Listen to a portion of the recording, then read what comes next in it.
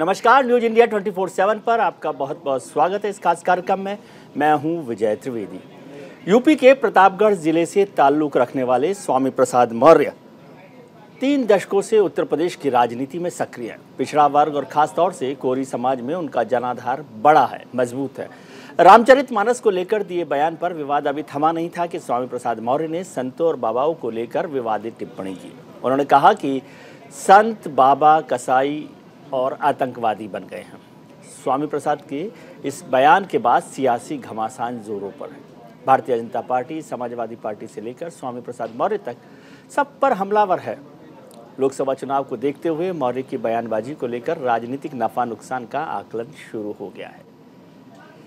इस सब पर चर्चा करने के लिए हमारे साथ खुद मौजूद हैं, स्वयं मौजूद हैं स्वामी प्रसाद मौर्य साहब। मौर्य साहब, आपका बहुत बहुत स्वागत है। एक तो पहले आपको बधाई कि जी भाई विजय त्रिवेदी जी, बहुत बधाई आपको, बहुत धन्यवाद। बहुत बधाई आपको कि अखिलेश जी ने आपको बड़ी जिम्मेदारी दे दी है अब पार्टी में, पहली बात। दूसरा है कि जब स्वामी प्रसाद मौर्य जी को मैं जानता हूं तो वो हमेशा उनको चेहरे पर मुस्कुराहट रहती थी। हमेशा उनको देखा कि मौर्य साहब हमेशा मुस्कुराते रहते। लेकिन सुना आजकल नाराज रहते हैं, हर बात पर नाराज हो जाते हैं। आजकल संतों बाबाओं से नाराज हैं आप। विजय त्रिवेदी जी, आप तो बहुत बड़ी पत्रकार है। आखिर हमारी किसी से नाराजगी क्यों जी? लेकिन जब साधु संत और धर्माचार्य जी अपना संत स्वभाव छोड़कर आतंकवादी और कसाई की भाषा बोलेंगे जी, सिर काटने के लिए 51 लाख, कोई 21 लाख दे रहा है, जीभ काटने के लिए बोली लगाई जा रही है, कोई नाक, कोई कान, कोई हाथ काटने की बात कर रहा है, कोई हत्या करने के लिए तलवार खरीद के रखा हुआ है जी। तो यह आचरण संतों का नहीं है। ये आचरण आतंकवादियों का है, कसाईयों का है।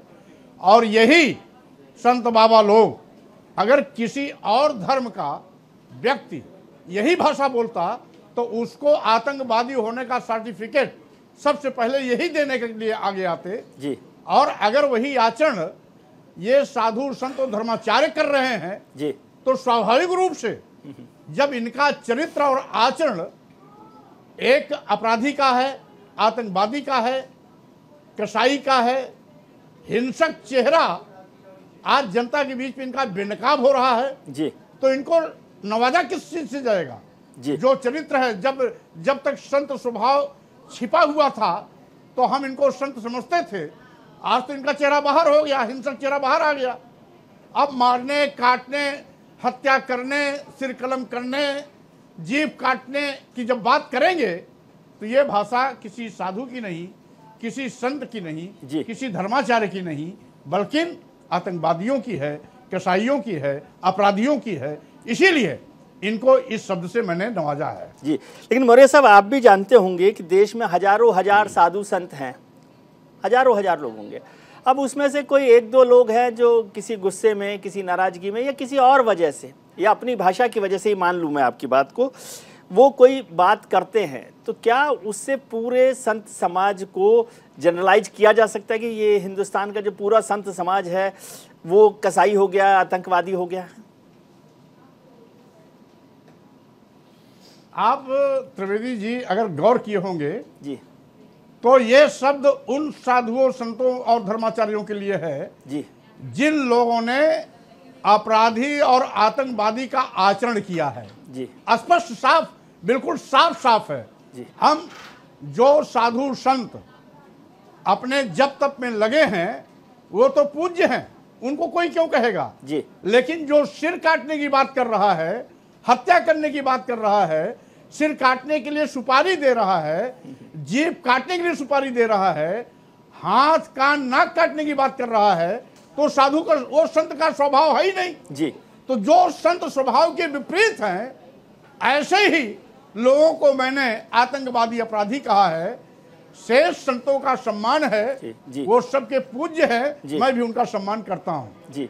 लेकिन क्या वजह क्या है कि क्यों नाराज हैं वो आपसे? अभी मैंने सुना कि कुछ लोगों ने कहा, कुछ साधु संतों ने, कि अब कोई मठों में और मंदिरों में आपको जाने से रोकेंगे, बल्कि उन्होंने कहा कि आपको ही नहीं, समाजवादी पार्टी के नेताओं को भी जाने से रोकेंगे। अब देखिए,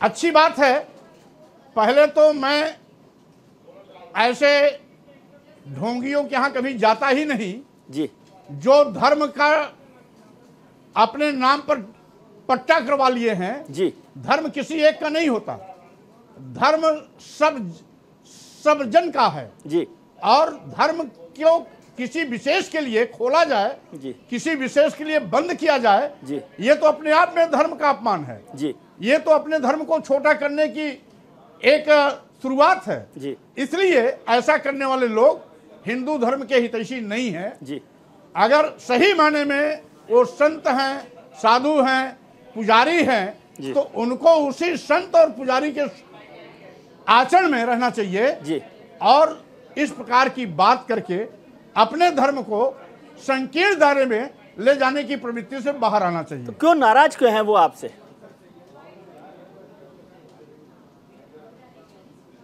अब मैंने तो ऐसी कोई बात नहीं की, नाराज क्यों हैं इसका उत्तर वो दे सकते हैं जी।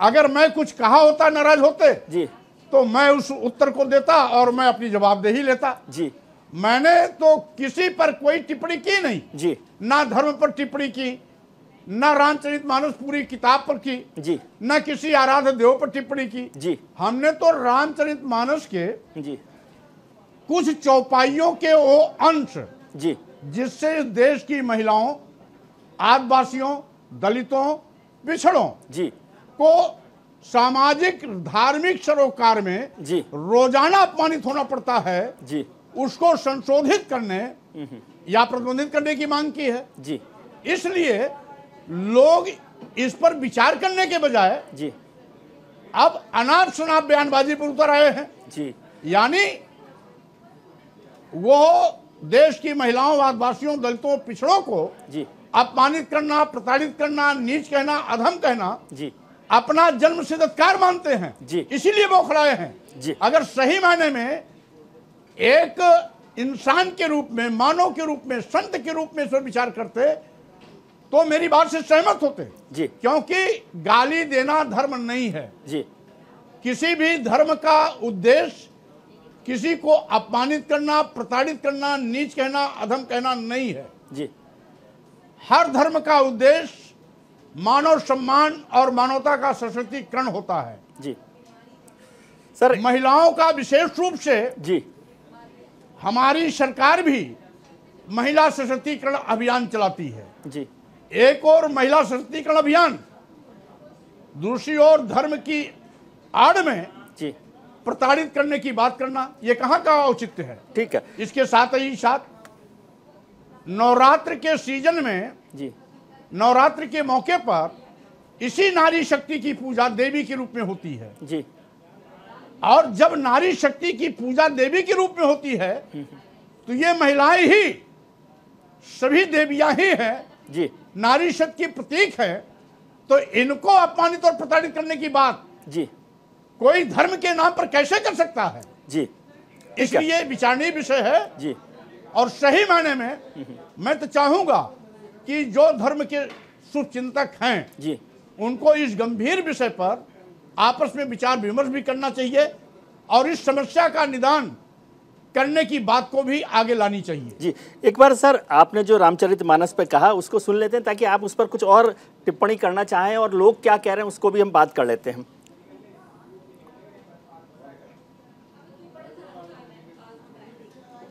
चंद मुट्ठी भर धर्माचार्य हिंदू धर्म की ठेकेदारी चलाने के नाम पर 85% हिंदुओं को गाली दे रहे हैं और चिंता अपनी भावना की कर रहे हैं, तो स्वाभाविक रूप से इस आपत्तिजनक चौपाइयों को, दोहों को उस रामायण से बाहर किया जाना चाहिए, अन्यथा तुलसीदास की इस रामायण को ही प्रतिबंधित कर देना चाहिए। हमारा मकसद बहुत साफ है, देश की महिलाओं, आदिवासियों, दलितों, पिछड़ों को अपमान से बचाने के लिए, सम्मान दिलाने के लिए रामचरितमानस की कुछ चौपाइयों के हिस्से को संशोधित करने या प्रतिबंधित करने की हमने मांग की है। संबंधित पत्र मैंने महामहिम राष्ट्रपति जी को, माननीय प्रधानमंत्री को भी दिया है। जी मौर्य साहब, आपने सुना कि आपने क्या क्या कहा है। मैं एक बात समझना चाहता हूँ, हमारे जो भी ग्रंथ हैं, जो रचनाएं हुई हैं, उनका एक सामयिक महत्व भी होता है। वैसे बहुत सारे विद्वानों ने उसकी व्याख्या भी अलग से की है चौपाई को लेकर, लेकिन मैं उस व्याख्या पर नहीं जाना चाहता। मैं कहता हूँ कि सामयिक व्यवस्थाएं भी होती है ना, जब कोई चीज़ लिखी जाती है उसकी सामयिकता भी होती है कि उस कंटेम्प्रेरी वक्त में क्या क्या स्थितियाँ थी, समाज की, वर्ग की, सब चीज़ें। उसके आगे आना या फिर वो 2 चौपाइयाँ, 4 चौपाइयाँ, 10 चौपाइयाँ जो मौर्य साहब को पसंद नहीं है, उसके नाम पर पूरे रामचरितमानस को प्रतिबंधित कर देना, जो हिंदू समाज के लिए एक प्रमुख ग्रंथों में से माना जाता है, आपको ठीक लगता है? त्रिवेदी जी, संशोधित शब्द पहले है जी, प्रतिबंधित बाद में है जी, तो संशोधन का विकल्प खुला हुआ है जी, संशोधित करने से बात बन जाती है जी, तो प्रतिबंधित शब्द का प्रयोग अपने आप नहीं होगा। जी, और अगर संशोधित नहीं होता तो प्रतिबंधित इसलिए किया जाना चाहिए जी, कि भारतीय संविधान के अनुच्छेद 15 जी, समता का मौलिक अधिकार, जी, जिसमें संविधान में स्पष्ट व्याख्या है जी, कि वर्ण, धर्म, जाति, लिंग, जन्म स्थान के आधार पर जी, किसी के साथ भेदभाव नहीं किया जा सकता। जी, ये बात दीगर है जी, कि तुलसीदास जी ने जब रामचरितमानस लिखी होगी, जी, उसमें उनके सामने कौन सी परिस्थितियां हैं, जी, हम उस पर बहस नहीं करना चाहते। बिल्कुल, आज के परिवेश में, जी, आज के परिवेश में जब सभी महिलाएं पढ़ी लिखी हैं, जी, शिक्षित हैं, हमारी संस्कृति है यत्र नार्यस्तु पूजन्ते रमन्ते तत्र देवता, जी, एक और महिलाओं को सम्मान, हम नारी शक्ति की पूजा देवी के रूप में करते हैं, सरकार भी महिला सशक्तिकरण का अभियान चलाती है, तो ऐसी कौन सी परिस्थितियां हैं जो आज भी हम घिसे पिटे व्यवस्था के आधार पर उनका अपमान करें? जी। नहीं तो इसका मतलब ये हुआ ना मौर्य साहब, इसका मतलब ये हुआ, ऐसे लोगों की आबादी। जी, जी, जी, आप पूरी कीजिए बात।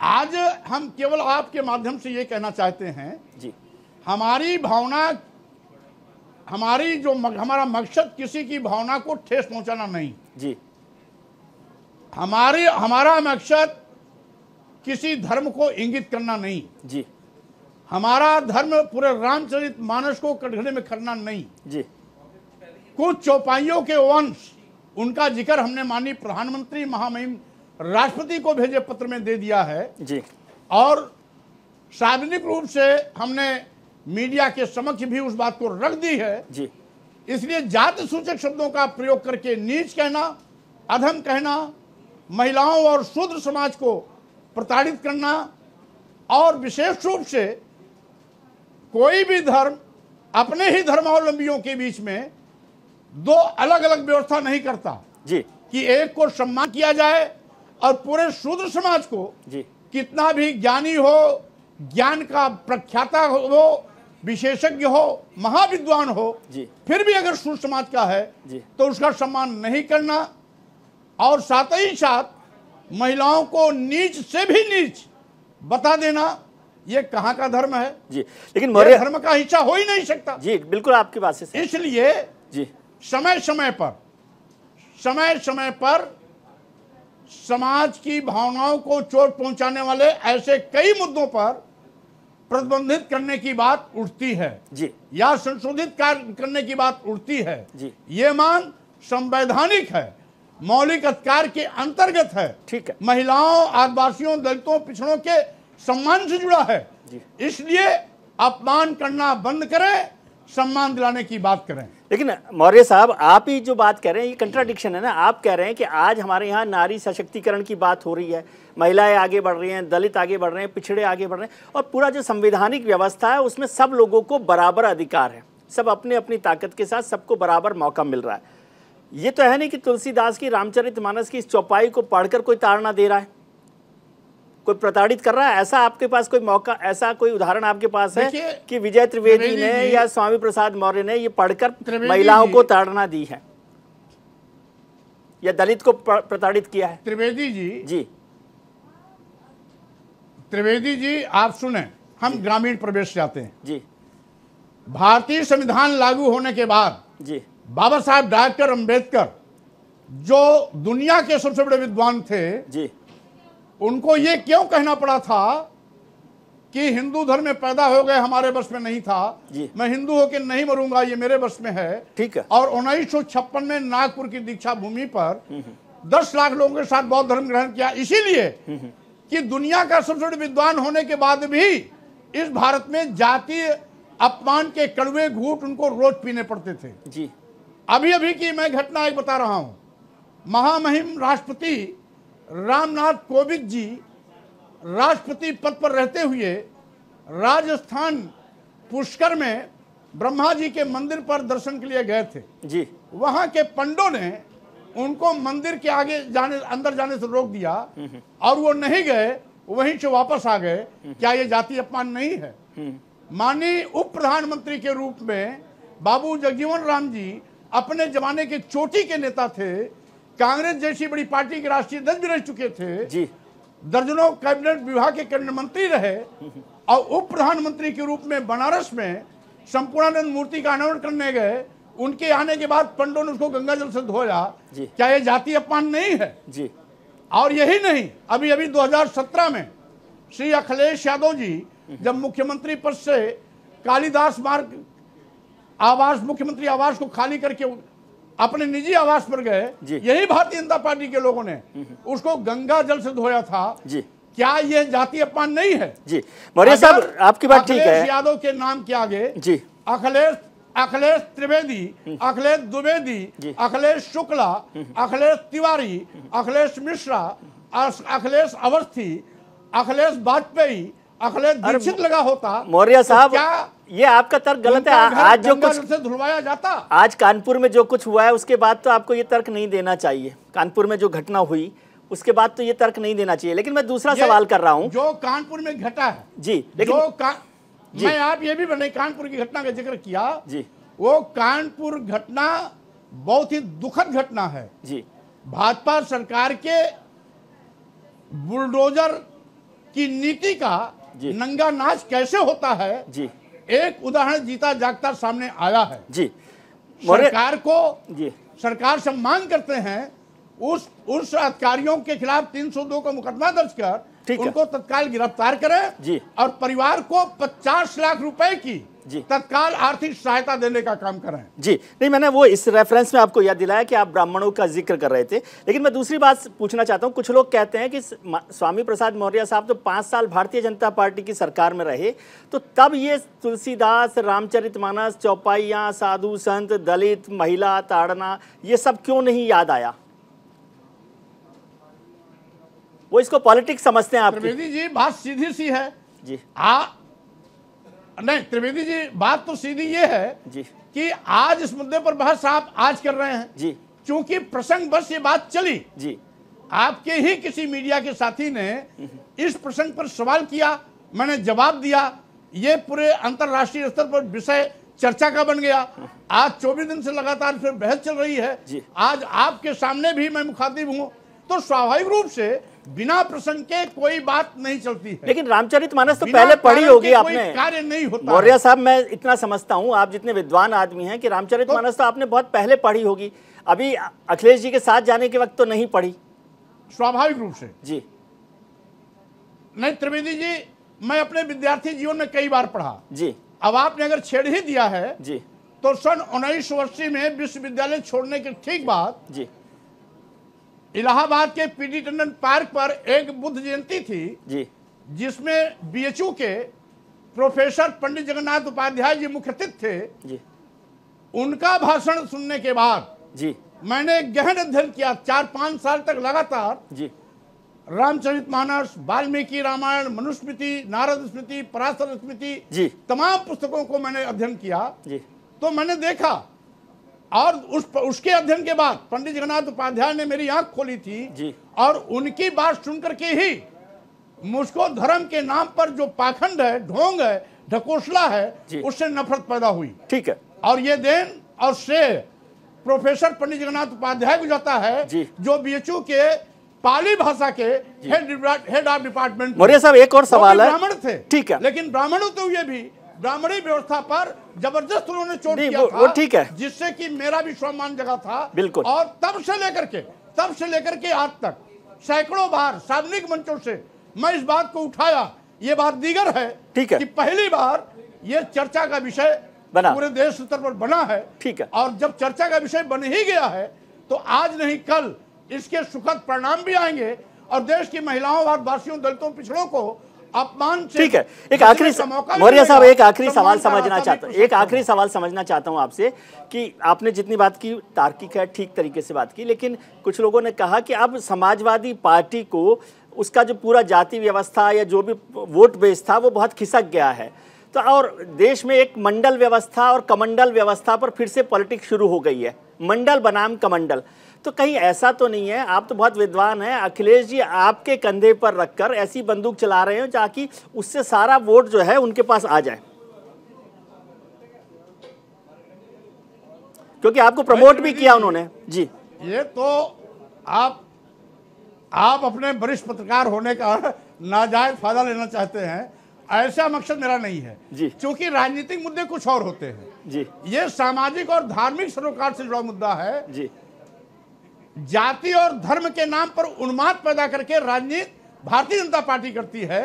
समाजवादी पार्टी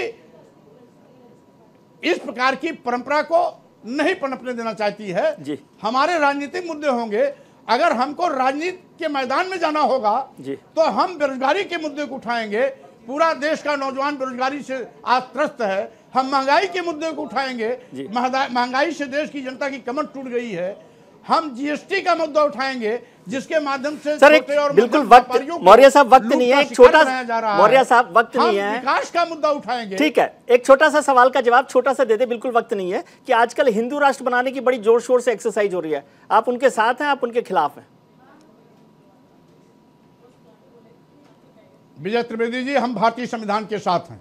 भारतीय संविधान का सीधा सीधा मंतव्य है हमारा देश पंथ निरपेक्ष, धर्म निरपेक्ष है। ठीक है। किसी धर्म विशेष के जी लोगों के नाम पर राष्ट्र बनाने की बात संविधान विरोधी है, राष्ट्र विरोधी है। इसलिए ऐसा कहने वाले और इस प्रकार की बात का प्रचार करने वाले संविधान की मर्यादाओं का हनन कर रहे हैं। ठीक है, बहुत बहुत शुक्रिया सर आपका कि आपने वक्त निकाला और अपने बेबाकी से आपने अपनी बात रखी। आपका बहुत शुक्रिया। स्वामी प्रसाद मौर्य साहब, समाजवादी पार्टी के विधान परिषद के सदस्य और नेता, अपनी बात कर रहे थे रामचरितमानस और साधु संतों के विवाद को लेकर।